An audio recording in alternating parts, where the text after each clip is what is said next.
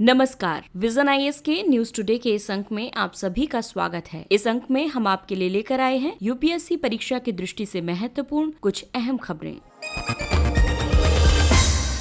इस अंक की सबसे पहली खबर कृषि सुधारों से संबंधित है। हाल ही में लोकसभा में कृषि सुधारों पर 3 विधेयक पारित किए गए हैं। आइए अब हम इन तीनों विधेयकों के कुछ प्रमुख प्रावधानों पर चर्चा करते हैं और इन प्रावधानों से जुड़ी चिंताओं को भी समझते हैं। सबसे पहले बात करते हैं कृषि उपज व्यापार एवं वाणिज्य संवर्धन और सुविधा विधेयक 2020 की। ये कृषि उपज का कृषि उत्पाद बाजार समिति यानी एपीएमसी में अधिसूचित बाजारों के भौतिक परिसर से बाहर और अन्य राज्यों में व्यापार करने की अनुमति प्रदान करता है। राज्य सरकारों को एपीएमसी क्षेत्रों के बाहर कोई भी बाजार शुल्क, उपकर या लेवी उद्ग्रहित करने से प्रतिबंधित किया गया है। इसमें मुख्य चिंता का विषय ये है कि यदि किसान अपनी उपज का विक्रय एपीएमसी क्षेत्र के बाहर करते हैं तो राज्य उनसे मंडी शुल्क संग्रहित करने में अक्षम होंगे, जिससे राज्यों के राजस्व में कमी आएगी। और यदि कृषि व्यापार मंडियों से बाहर संपन्न होगा तो राज्यों के कमीशन एजेंटों को भी हानि होगी। आइए अब बात करते हैं मूल्य आश्वासन पर कृषि सेवाओं पर किसान सशक्तिकरण और संरक्षण समझौता विधेयक 2020 की। ये किसी भी कृषि के उत्पादन या बुआई से पहले किसान और खरीदार के बीच एक समझौते के माध्यम से अनुबंध कृषि के लिए एक रूपरेखा निर्मित करता है। ये एक त्रिस्तरीय विवाद निपटान तंत्र प्रदान करता है, जैसे कि सुलह बोर्ड, सब डिविजनल मजिस्ट्रेट और अपीलीय प्राधिकरण। इस विधेयक में मुख्य चिंता का विषय ये है कि सौदेबाजी की क्षमता के आधार पर किसान अनुबंध कृषि व्यवस्था में कमजोर पक्ष होंगे। कॉर्पोरेट प्रायोजक, अधिसंख्यक, लघु और सीमांत किसानों से अनुबंध करने में असमर्थ होंगे। बड़ी निजी कंपनियों, निर्यातकों और प्रसंस्करणकर्ता होने के कारण प्रायोजक किसी भी विवाद की स्थिति में अपने सुदृढ़ पक्ष में होंगे। आइए अब बात करते हैं तीसरे और अंतिम विधेयक आवश्यक वस्तु संशोधन विधेयक 2020 की। इसका उद्देश्य खाद्यान्न, दलहन, तिलहन, प्याज और आलू जैसी कृषि उपजों को विनियमन मुक्त करना है। ये युद्ध आदि जैसी असाधारण परिस्थितियों को छोड़कर ऐसी वस्तुओं की स्टॉक होल्डिंग सीमाओं को समाप्त करता है। कृषि उपज पर स्टॉक सीमाएं तभी आरोपित की जा सकती हैं जब कीमत में तीव्र वृद्धि होती है। यहाँ मुख्य चिंता का विषय ये है कि स्टॉक होल्डिंग सीमा आरोपित करने के लिए मूल्य की निर्धारित सीमाएं बहुत ज्यादा हैं। बड़ी कंपनियों को जिंसों के भंडार की स्वतंत्रता होगी, जिसका अर्थ है कि वे किसानों के लिए शर्तें निर्धारित कर सकते हैं। प्याज पर निर्यात प्रतिबंध का हालिया निर्णय इसके कार्यान्वयन पर संदेह उत्पन्न करता है।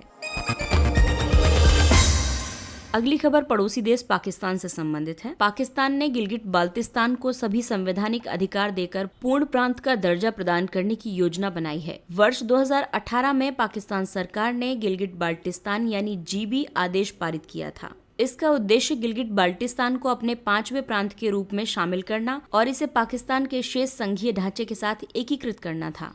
इससे पहले भारत ने कहा था कि संपूर्ण संघ शासित प्रदेश जम्मू कश्मीर और लद्दाख, जिसमें गिलगिट बाल्टिस्तान के क्षेत्र भी शामिल हैं, भारत के अभिन्न अंग हैं। पाकिस्तान या इसकी न्यायपालिका के पास अवैध या जबरन रूप से अधिकृत किए गए क्षेत्रों में हस्तक्षेप करने का कोई अधिकार नहीं है। दरअसल वर्ष 1994 के भारत के संसदीय संकल्प में ये पुनर्पुष्टि की गई थी कि ये क्षेत्र जम्मू कश्मीर राज्य का एक हिस्सा है, जो वर्ष 1947 में इसके विलय के आधार पर भारत का अभिन्न अंग है। आपको बता दें कि गिलगिट बाल्टिस्तान जम्मू कश्मीर की पूर्ववर्ती रियासत का एक हिस्सा था, लेकिन वर्ष 1947 में कबायली लड़ाकों और पाकिस्तानी सेना द्वारा कश्मीर पर आक्रमण किया गया था, तभी से ये पाकिस्तान के नियंत्रणाधीन है। आइए अब गिलगिट बाल्टिस्तान के महत्व को समझते हैं। दरअसल गिलगिट बाल्टिस्तान भारतीय उपमहाद्वीप, मध्य एशिया और चीन के ट्राइजंक्शन बिंदु पर स्थित है। चीन पाकिस्तान आर्थिक गलियारा गिलगिट बाल्टिस्तान से ही होकर गुजरता है। सियाचिन ग्लेशियर जैसे महत्वपूर्ण हिमनद भी गिलगिट बाल्टिस्तान में ही स्थित हैं। साथ ही सिंधु नदी भी यहीं से प्रवाहित होती है। अगली खबर इब्सा से संबंधित है। इब्सा यानी भारत, ब्राजील, दक्षिण अफ्रीका का संघ। हाल ही में इब्सा के विदेश मंत्रियों की बैठक संपन्न हुई है। बैठक में चर्चा के कई महत्वपूर्ण बिंदु रहे, जैसे मंत्रियों ने अधिक समावेशी, प्रतिक्रियाशील और भागीदारीपूर्ण अंतर्राष्ट्रीय प्रशासनिक संरचना निर्मित करने के लिए संयुक्त राष्ट्र सुरक्षा परिषद में त्वरित एवं व्यापक सुधारों का आह्वान किया। इब्सा के विदेश मंत्रियों ने दोहराया कि वर्तमान अंतर्राष्ट्रीय अभिशासन संरचना मौजूदा शांति और सुरक्षा संबंधी चुनौतियों के निवारण के के लिए अप्रचलित और निष्प्रभावी हो गई है। सुरक्षा, आतंकवाद का विरोध, जलवायु परिवर्तन, सतत विकास, दक्षिण सहयोग आदि जैसे वैश्विक मुद्दों पर विचारों का आदान प्रदान भी किया गया। साथ ही निर्धनता और भुखमरी के उन्मूलन के लिए इब्सा फंड द्वारा किए गए कार्यों की सराहना की गई। आइए अब संक्षिप्त में जानते हैं इब्सा के बारे में। इसे वर्ष 2003 में ब्रासीलिया घोषणा पत्र द्वारा निर्मित किया गया था और ये पूर्णतः समान विचार वाले देशों का एक दक्षिण सहयोग समूह है। इब्सा के तहत सहयोग के 3 मोर्चे हैं: राजनीतिक और आर्थिक अभिशासन के वैश्विक संस्थानों में सुधार, देशों के साझे लाभ के लिए परियोजनाओं का सहयोग और इब्सा फंड। दरअसल इब्सा फंड अल्प विकसित देशों पर ध्यान केंद्रित करने के साथ ही ये विकासशील देशों के लिए परिवर्तनकारी परियोजनाओं के लिए वित्तीय सहायता उपलब्ध कराता है। अगली खबर आकांक्षी जिला कार्यक्रम से संबंधित है। आकांक्षी जिला कार्यक्रम की आकलन रिपोर्ट प्रस्तुत की गई। ये अध्ययन अमेरिका स्थित सोशल प्रोग्रेसिव इम्पेरेटिव द्वारा संचालित किया गया था, जिसे हार्वर्ड बिजनेस स्कूल और मैसाचुसेट्स इंस्टीट्यूट ऑफ टेक्नोलॉजी के प्रोफेसरों तथा भारत के इंस्टीट्यूट फॉर कॉम्पिटिटिवनेस द्वारा स्थापित किया गया था। आइए अब जानते हैं इस आकलन रिपोर्ट के मुख्य निष्कर्ष। इसके तहत अधिकांश जिलों को अभी अपने लक्ष्यों का 40 से 90% पूर्ण करना है। जिलों में अधिकतम प्रगति स्वास्थ्य और शिक्षा के क्षेत्र में दिखी है। रिपोर्ट के मुताबिक अधिकांश जिलों के लिए कृषि और वित्तीय समावेशन अभी भी चिंता के मुख्य क्षेत्र हैं। दरअसल आकांक्षी जिला कार्यक्रम में 5 क्षेत्रक शामिल हैं, जैसे स्वास्थ्य और पोषण, शिक्षा, कृषि एवं जल संसाधन, वित्तीय समावेशन और कौशल विकास तथा बुनियादी अवसंरचना। आपको बता दें कि इस रिपोर्ट में सर्वोत्तम प्रथाओं के 3 प्रमुख क्षेत्र सामने आए हैं, जैसे जागरूकता अभियान, विभिन्न हितधारक सरकार, निजी और नागरिक समाज के बीच सहयोग तथा डेटा संचालित शासन। इस आकलन रिपोर्ट में ध्यान देने वाली बात यह है कि आकांक्षी जिला कार्यक्रम देश के अधिकांश अविकसित जिलों के सामाजिक आर्थिक संकेतकों में सुधार में तेजी लाने के लिए वर्ष 2018 में शुरू किया गया था। वर्तमान में ये कार्यक्रम देश के 112 जिलों में लागू किया गया है।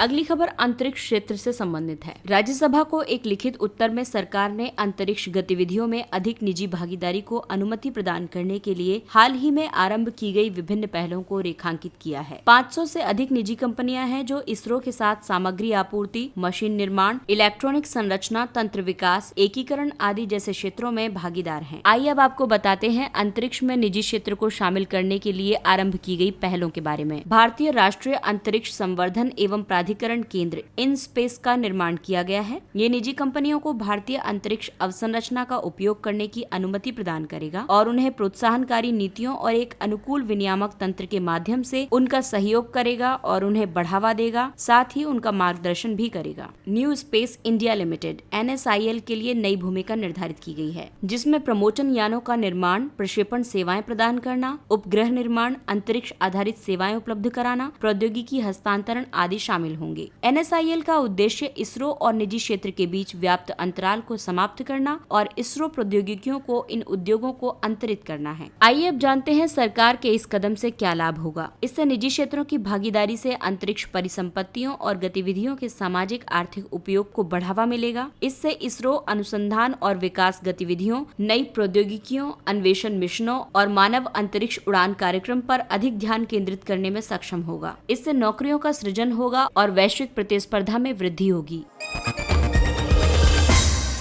आइए अब नजर डालते हैं कुछ संक्षिप्त किंतु महत्वपूर्ण खबरों पर। Basic exchange and cooperation agreement for geo spatial cooperation BECA. Bharat और संयुक्त राज्य अमेरिका आगामी भारत 2+2 मंत्री स्तरीय संवाद में बेका मूलभूत समझौते पर हस्ताक्षर किए जाने को लेकर उत्सुक हैं। बेका भारत और अमेरिकी सेनाओं को एक दूसरे के साथ भूस्थानिक एवं उपग्रह द्वारा भेजे गए डेटा साझा करने की अनुमति प्रदान करेगा। भारत और अमेरिका के बीच अब तक 3 मूलभूत समझौतों पर हस्ताक्षर किए गए हैं, जिसमें logistic exchange memorandum of agreement LEMOA, communication compatibility and security agreement COMCASA and general security of military information agreement GSO-MIA। Air bubble समझौते। ये समझौते कोविड-19 महामारी के कारण नियमित अंतर्राष्ट्रीय उड़ानें निलंबित होने के बाद वाणिज्यिक यात्री सेवाओं को दोबारा प्रारंभ करने के उद्देश्य से 2 देशों के बीच किए गए अस्थायी समझौते हैं। ये पारस्परिक समझौते हैं, यानी दोनों देशों की एयरलाइंस को एक समान लाभ प्राप्त होते हैं। भारत ने 10 देशों यानी संयुक्त राज्य America, Canada, France, Germany, Britain, Maldives, संयुक्त अरब अमीरात, कतर, अफगानिस्तान और बहरीन के साथ एयर बबल समझौते किए हैं। MP-लेड्स यानी संसद सदस्य स्थानीय क्षेत्र विकास योजना। लोकसभा में विपक्षी दलों ने MP-लेड्स निधि के पुनर्स्थापन की मांग की है, जिसे सरकार द्वारा वर्ष 2020-21 और वर्ष 2021-22 के लिए निलंबित कर दिया गया था। MP-लेड्स एक केंद्र सरकार की योजना है, जिसके तहत सांसद अपने निर्वाचन क्षेत्रों में प्रतिवर्ष 5 करोड़ रुपए के विकास कार्यक्रमों की अनुशंसा कर सकते हैं। राज्यसभा सांसद उस राज्य में जहां से वे निर्वाचित हुए हैं, एक या एक से अधिक जिलों में विकास कार्य करवाने की अनुशंसा कर सकते हैं। मनोनीत सदस्य देश के किसी भी एक राज्य के किसी भी एक या अधिक जिलों का चयन कर सकते हैं। फुटवियर एवं चमड़ा उद्योग विकास परिषद DCFLI हाल ही में उद्योग संवर्धन और आंतरिक व्यापार विभाग DPIIT ने एक अधिसूचना जारी की है, जिसके तहत 25 सदस्यीय DCFLI का गठन किया गया है। DCFLI यानी फुटवियर एवं चमड़ा उद्योग विकास परिषद को भारत में श्रम गहन फुटवियर और चमड़ा क्षेत्रकों की समृद्धि के लिए प्रचार एवं विकासात्मक उपायों के निर्माण और कार्यान्वयन के लिए स्थापित किया गया है। ये भारत में उच्च गुणवत्ता युक्त विश्व स्तरीय जूते और चमड़े के उत्पादों के विकास, डिजाइनिंग एवं विनिर्माण में काफी सक्रिय भूमिका निभाएगा, जिससे घरेलू उत्पादन में बढ़ोतरी होगी और निर्यात में भी प्रोत्साहन मिलेगा। छात्रों के बीच रुचि, रचनात्मकता एवं नैतिकता को बढ़ावा देने के लिए AICTE की स्पाइसेस योजना। इस योजना को छात्रों के बीच उत्तम सह पाठ्यक्रम गतिविधियों को बढ़ावा देने के लिए शिक्षा मंत्रालय द्वारा आरंभ किया गया है। ये योजना छात्रों की रुचियों, रचनात्मकता और नैतिकता को बढ़ावा देकर उनके चहुमुखी विकास के लिए छात्र क्लबों के गठन के लिए संस्थानों को वित्तीय सहायता प्रदान करती है। एक क्लब को संस्था के अन्य क्लबों और अन्य संस्थानों के क्लबों के लिए एक आदर्श के रूप में कार्य करना चाहिए। भारतीय भाषा संस्थान CIIL central institute of Indian languages यानी CIIL शिक्षा मंत्रालय का एक अधीनस्थ कार्यालय है। CIIL की स्थापना वर्ष 1969 में कई उद्देश्यों के लिए की गई थी, जैसे भारतीय भाषाओं का समन्वित विकास करना, अल्पभाषियों, अल्पसंख्यकों और जनजातियों द्वारा बोली जाने वाली भाषाओं का संरक्षण और दस्तावेजीकरण करना, गैर देशी शिक्षार्थियों को 15 भारतीय भाषाओं में शिक्षित कर भाषाई सद्भाव को बढ़ावा देना, भाषा के मामले में केंद्र और राज्य सरकारों को सलाह और सहायता प्रदान करना। CIIL कई कार्यक्रमों का आयोजन करता है, जैसे कि भारतीय भाषाओं का विकास, क्षेत्रीय भाषा केंद्र, राष्ट्रीय परीक्षण सेवा आदि। बाघ छपाई मध्य प्रदेश के धार जिले के बाघ में प्रचलित प्राकृतिक रंगों वाली एक पारंपरिक हस्त आधारित ब्लॉक प्रिंट कला है। बाघ छपाई की उत्पत्ति सिंध से हुई है, जो वर्तमान में पाकिस्तान का हिस्सा है। बाघ छपाई में उपयोग की जाने वाली डाई पादप आधारित होती है और इसमें मुख्यतः काले और लाल रंग का प्रयोग होता है। वस्त्र को ज्यामिति या फूलों की रचनाओं की प्रतिकृति के साथ मुद्रित किया जाता है। भारतीय जनजातीय सहकारी विपणन विकास संघ यानी ट्राइफेड स्थानीय जनजातीय आबादी को बाघ, माहेश्वरी और चंदेरी वस्त्र शिल्प में प्रशिक्षित करने के लिए मध्य प्रदेश के बड़वानी में एक प्रशिक्षण कार्यक्रम आयोजित कर रहा है। इसके साथ ही ये अंक समाप्त होता है। अगले अंक में फिर मुलाकात होगी कुछ अन्य महत्वपूर्ण खबरों के साथ। तब तक के लिए नमस्कार।